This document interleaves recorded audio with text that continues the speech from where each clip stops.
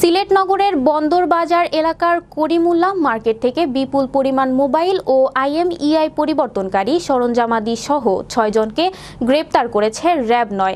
সোমবার করিমুল্লাহ মার্কেটের তৃতীয় তলায় একাধিক মোবাইল সার্ভিসিং দোকানে অভিযান চালিয়ে মোবাইল চোর ছিনতাইকারী চক্র ও মোবাইলের IMEI পরিবর্তনকারী সংঘবদ্ধ চক্রের 6 সক্রিয় সদস্যকে গ্রেপ্তার করা হয়।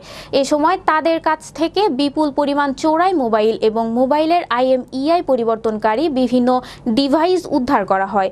মঙ্গলবার দুপুরে র্যাব 9 সদর দপ্তরে এক সংবাদ সম্মেলনে এমনটি জানিয়েছেন র্যাব 9-এর মিডিয়া অফিসার সহকারী পুলিশ সুপার মোহাম্মদ মশিহুর রহমান সোহেল। এ বিষয়ে গ্রেপ্তারকৃতদের বিরুদ্ধে আইনগত ব্যবস্থা প্রক্রিয়াধীন বলে জানান র্যাব। তো সবচেয়ে যেটা বললাম যে তারা এত এক্সপার্ট যে মাত্র কয়েক সেকেন্ডের ভিতরে তারা এটা পরিবর্তন করতে পারে মোবাইলের কোয়ালিটি অনুযায়ী এবং রকমারি অনুযায়ী। এরপর লাস্ট ধাপ যেটা যে আমি বলেছি এরা বিভিন্ন ধাপে কাজটা সম্পূর্ণ করে। যখন IMEI পরিবর্তন করা হয়ে গেল তখন এটা আবার যারা এদের কাছে নিয়ে আসে তখন তারা আবার বিভিন্ন জায়গায় বিক্রি করে ফেলে।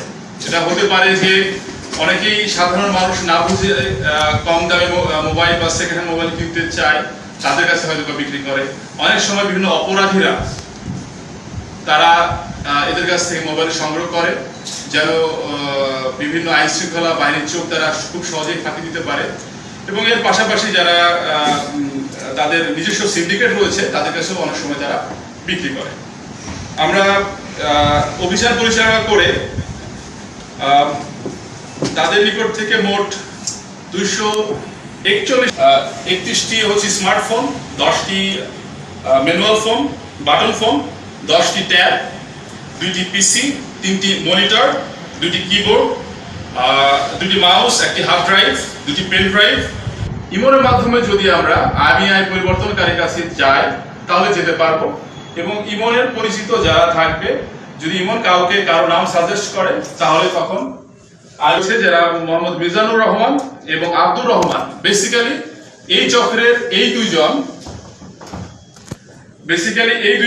আব্দুর রহমান এবং মিজানুর রহমান তারাই IMEI পরিবর্তন করে।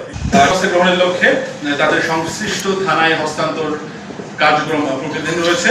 চোরাই মোবাইল সিন্ডিকেটের বিরুদ্ধে র্যাব 9-এর এই অভিযান চলমান থাকবে।